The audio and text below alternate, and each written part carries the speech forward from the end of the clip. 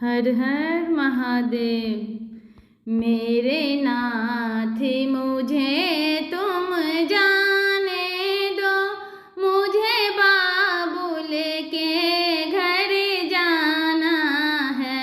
मेरे नाथ मुझे तुम जाने दो, मुझे बाबुल के घर जाना है।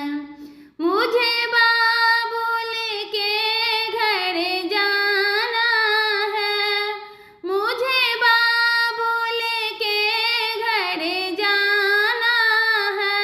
मेरे नाथ मुझे तुम जाने दो, मुझे बाबुल के घर जाना है।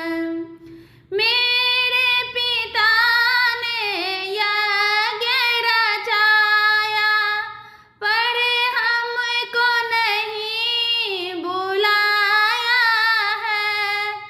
मैंने ये दिल में ठाना है, मुझे बाबुल के घर जाना है।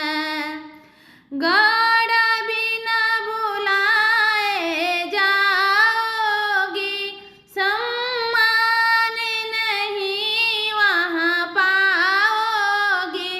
तुम्हें पड़े वहाँ पछताना है, मुझे बाबुल के घर जाना है। भोले के रोक नहीं रुकी, गौड़ा पीहड़ में पहुँच गई। वहाँ